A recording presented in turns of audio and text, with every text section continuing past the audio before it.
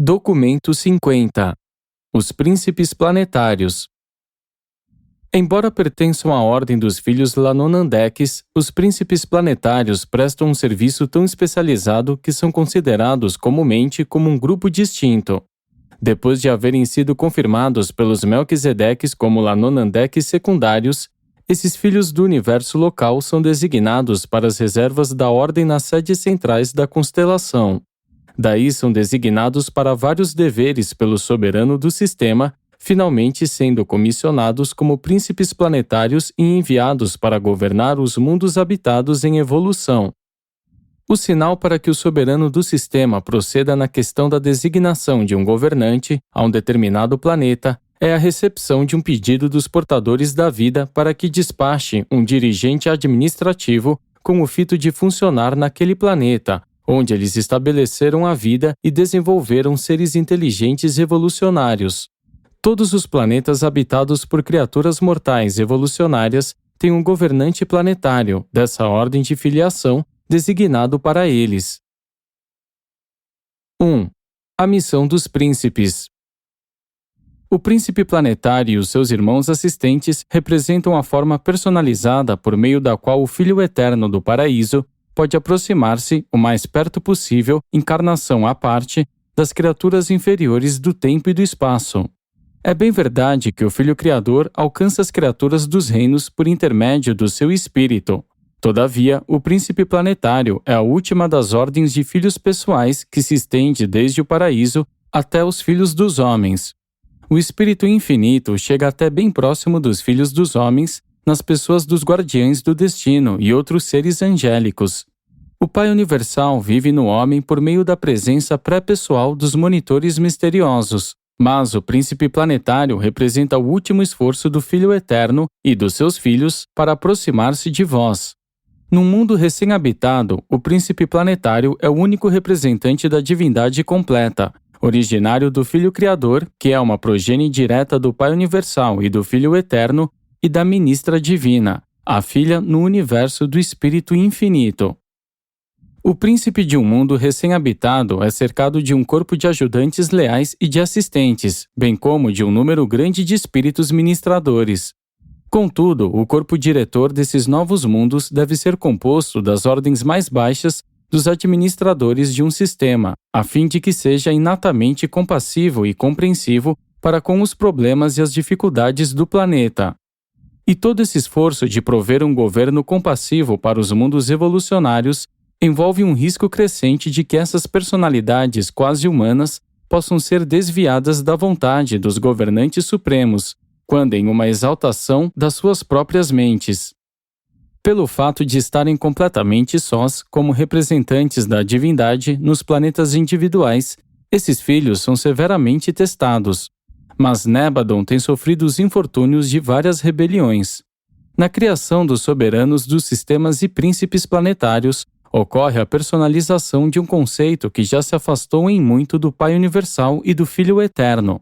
E assim, há o perigo crescente da perda do sentido de proporção quanto à autoimportância. E isso gera uma possibilidade maior de fracasso ao manter um controle adequado dos valores e relações entre as inúmeras ordens de seres divinos e as suas gradações de autoridade. O fato de que o Pai não esteja pessoalmente presente nos universos locais também impõe a todos esses filhos uma certa provação de fé e de lealdade.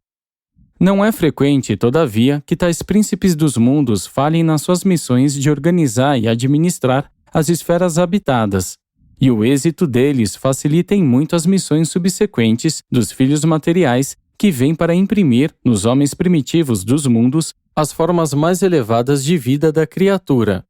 O governo deles também realiza muito para preparar os planetas para os filhos de Deus do paraíso, os quais subsequentemente vêm com o fito de julgar os mundos e inaugurar as dispensações sucessivas. 2. Administração planetária. Todos os príncipes planetários estão sob a jurisdição administrativa universal de Gabriel, o comandante executivo de Micael, ao passo que, quanto à autoridade imediata, ficam submetidos aos mandados executivos dos soberanos dos sistemas. A qualquer momento, os príncipes planetários podem buscar o conselho dos Melquisedeques, antigos instrutores e padrinhos seus, mas eles não são arbitrariamente levados a solicitar essa assistência e, se essa ajuda não é voluntariamente requisitada, os Melquisedeques não interferem na administração planetária. Esses governantes dos mundos também podem se valer dos conselhos dos 420 conselheiros, reunidos de mundos de alta outorga no sistema. Em Satânia, todos esses conselheiros são, no momento, nativos de Urântia. E há um conselho análogo dos 70 na sede central da constelação, também selecionado entre os seres evolucionários dos reinos. O governo dos planetas evolucionários, nas suas carreiras iniciais ainda não estabelecidas, é amplamente autocrático. Os príncipes planetários organizam os seus grupos especializados de assistentes, escolhendo-os entre os corpos de ajudantes planetários. E cercam-se geralmente de um Conselho Supremo de 12 membros, selecionado de modos variados e diversamente constituído nos diferentes mundos. Um príncipe planetário pode também ter, como assistentes, um ou mais da terceira ordem do seu próprio grupo de filiação e, algumas vezes em certos mundos, pode ter um da sua própria ordem, um Lanonandek secundário como adjunto. Todo o corpo de assessores do governante de um mundo consiste em personalidades do espírito infinito, em certos tipos de seres evoluídos mais elevados e mortais ascendentes de outros mundos. Esse corpo de assessores tem, em média, cerca de 1000 personalidades, mas, à medida que o planeta progride, esse corpo de colaboradores pode ser aumentado, chegando até a 100.000 e mesmo mais.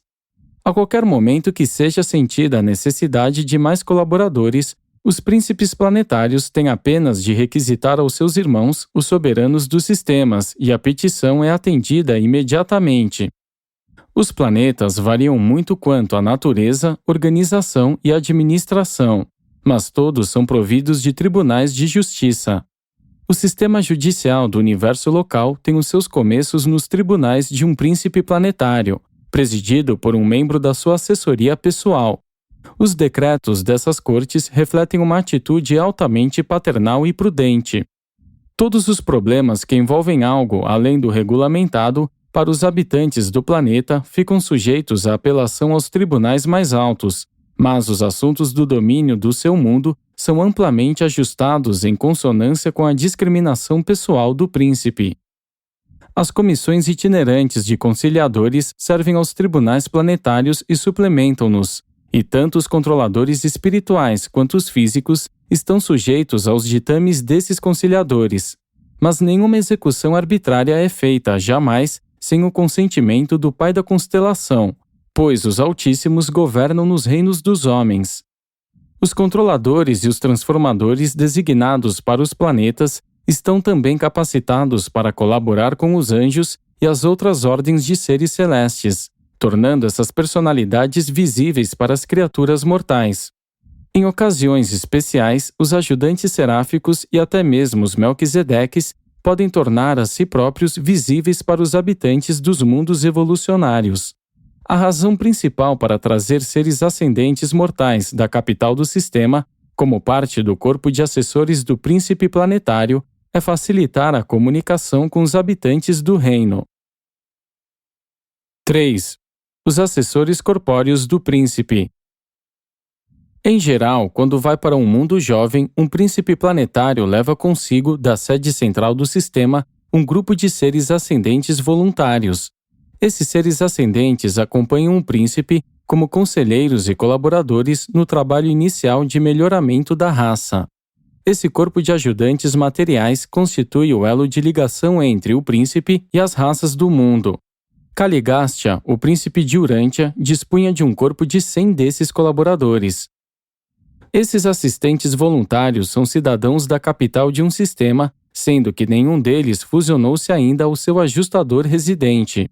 Os ajustadores desses servidores voluntários permanecem no seu status de residentes na sede central do sistema, enquanto os progressores moronciais regressam temporariamente a um estado material anterior.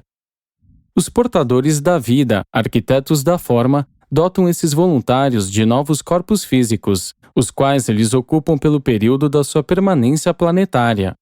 Essas formas de personalidade, ainda que isentas das doenças comuns dos reinos, são como os corpos moronciais iniciais, ainda sujeitos a alguns acidentes de natureza mecânica.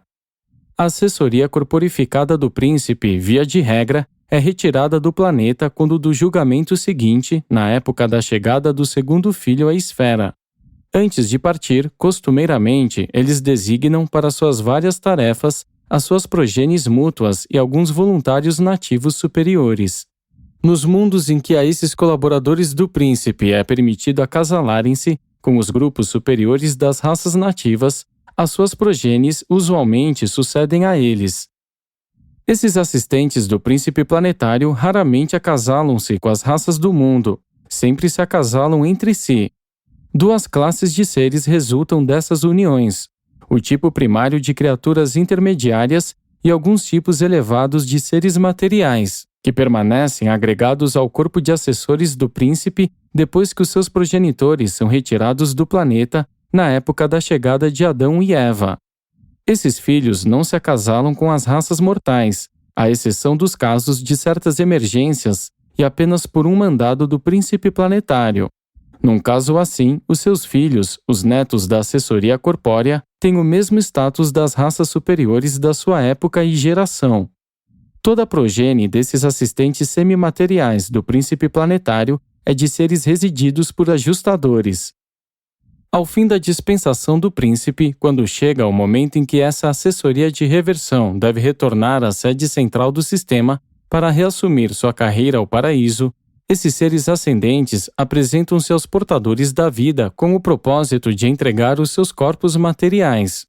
Eles entram no sono de transição e despertam livres das suas vestimentas mortais e envoltos nas suas formas moronciais, prontos para o transporte seráfico que os devolverá à capital do sistema, onde os seus ajustadores, separados deles, os aguardam. Eles ficam atrasados uma dispensação inteira em relação à sua classe de Jerusalém, mas ganham uma experiência única e extraordinária, um capítulo raro na carreira de um mortal ascendente. 4. As sedes centrais e as escolas planetárias. A assessoria corpórea do príncipe organiza, muito cedo, as escolas planetárias de aperfeiçoamento e cultura, onde o melhor das raças evolucionárias é instruído e então enviado para ensinar ao seu povo o que de melhor aprenderam. Essas escolas do príncipe estão localizadas na sede central material do planeta. Grande parte do trabalho no mundo físico, ligada ao estabelecimento dessa cidade sede central, é realizada pela assessoria corpórea. Essas cidades sedes centrais ou colônias dos primeiros tempos do príncipe planetário são muito diferentes daquilo que um mortal de Urântia poderia imaginar. São simples em comparação às das idades posteriores, sendo caracterizadas por ornamentações minerais e por construções materiais relativamente avançadas. E tudo isso contrasta com um regime adâmico centrado em volta de um jardim sede central, onde é realizado o trabalho adâmico, para o bem das raças durante a segunda dispensação dos Filhos do Universo. Na colônia sede central, no vosso mundo, cada habitação humana era abundantemente provida de terras. Embora as tribos mais primitivas continuassem caçando e saqueando em busca de alimentos, os estudantes e os instrutores nas escolas do príncipe eram todos agricultores e horticultores. O tempo era dividido igualmente entre as seguintes tarefas. 1. O trabalho físico, o cultivo do solo associado à construção de casas e ornamentações. 2. As atividades sociais, as representações teatrais e as reuniões socioculturais. 3. As aplicações educativas, a instrução individual ligada ao ensino grupal familiar, suplementado por classes de aperfeiçoamento especializado. 4. O aperfeiçoamento vocacional. As escolas de casamento e tarefas do lar, escolas de arte e aperfeiçoamento artesanal, e as classes para o aperfeiçoamento de instrutores, seculares, culturais e religiosos. 5. A cultura espiritual. A irmandade do instrutores, o esclarecimento da infância e de grupos de jovens, e o aperfeiçoamento de crianças nativas adotadas como missionárias para o seu povo. Um príncipe planetário não é visível para os seres mortais. É um teste de fé acreditar que ele possa estar representado pelos seres semimateriais do seu corpo de assessores. Entretanto, essas escolas de cultura e aperfeiçoamento são bem adaptadas às necessidades de cada planeta. E logo se desenvolve uma rivalidade aguda, mas louvável, entre as raças dos homens nos esforços de conquistar a admissão nessas várias instituições de aprendizado. Desses centros mundiais de cultura e realizações, gradualmente é irradiada uma influência elevadora e civilizadora a todos os povos que gradativa, mas seguramente, transforma as raças evolucionárias. Nesse meio tempo, os filhos educados e espiritualizados dos povos das proximidades, que foram adotados e treinados pelas escolas do príncipe, retornam aos seus grupos nativos e, dentro do melhor das suas capacidades, estabelecem ali novos centros poderosos de ensino e cultura, que são levados adiante de acordo com o plano das escolas do príncipe. Em Urantia, esses planos para o progresso planetário e avanço cultural estavam encaminhando-se bem e avançando muito satisfatoriamente, até que Caligástia aderisse à rebelião de Lúcifer. E tudo que estava sendo empreendido teve um fim precipitado e inglório. Um dos episódios mais profundamente chocantes dessa rebelião, para mim, foi tomar conhecimento da dura perfídia de um ser da minha própria ordem de filiação, Caligástia, que deliberadamente e com uma malícia calculada desvirtuou sistematicamente as instruções e envenenou os ensinamentos dados em todas as escolas planetárias de Urantia em funcionamento naquela época. O naufrágio dessas escolas foi rápido e completo. Muitos da progenie dos seres ascendentes do corpo materializado de assessores do príncipe, permanecendo leais, desertaram das fileiras de Caligástia. Esses seres leais foram encorajados pelos administradores Melquisedeques provisórios de Urantia e, em tempos posteriores, os seus descendentes fizeram muito para sustentar os conceitos planetários da verdade e retidão. O trabalho desses evangelistas leais ajudou a impedir a obliteração total da verdade espiritual em Urantia. Essas almas corajosas e seus descendentes mantiveram vivo um pouco do conhecimento da lei do Pai e preservaram para as raças do mundo o conceito das dispensações planetárias sucessivas das várias ordens de filhos divinos. 5. A civilização progressiva. Os príncipes leais dos mundos habitados ficam permanentemente agregados aos planetas para os quais foram designados originalmente. Os filhos do paraíso e as suas dispensações podem ir e vir, mas um príncipe planetário que tenha tido êxito continua sempre como governante do seu reino. O seu trabalho é inteiramente independente das missões dos filhos mais elevados, pois é destinado a fomentar o desenvolvimento da civilização planetária. O progresso da civilização nunca é semelhante em dois planetas distintos. Os detalhes do desenrolar da evolução mortal são muito diferentes nos inúmeros mundos dessemelhantes. Apesar das muitas diferenças dos desenvolvimentos planetários nos domínios físico, intelectual e social, todas as esferas evolucionárias progridem em certas direções bem definidas. Sob o governo benigno de um príncipe planetário, intensificado pela presença dos filhos materiais e marcado pelas missões periódicas dos filhos do paraíso, as raças mortais em um mundo do tempo e do espaço, dentro da carreira normal, passarão sucessivamente pelas 7 épocas seguintes de desenvolvimento. 1. A época da nutrição. As criaturas pré-humanas e as raças iniciais do homem primitivo ocupam-se principalmente com os problemas da nutrição. Esses seres em evolução passam o tempo em que estão despertos à procura de alimento ou em combates, ofensiva ou defensivamente. A busca da comida é fundamental nas mentes desses ancestrais primitivos da civilização subsequente. 2. A idade da segurança. Tão logo passa a ter algum tempo de sobra, entre os períodos de procura de alimento, o caçador primitivo usa desse lazer para aumentar a sua segurança. E uma atenção cada vez maior é dedicada à técnica da guerra. Os lares são fortificados e os clãs solidificam-se em consequência do medo mútuo e com a inculcação de ódio aos grupos estranhos. A autopreservação é uma meta que vem sempre em seguida à da automanutenção.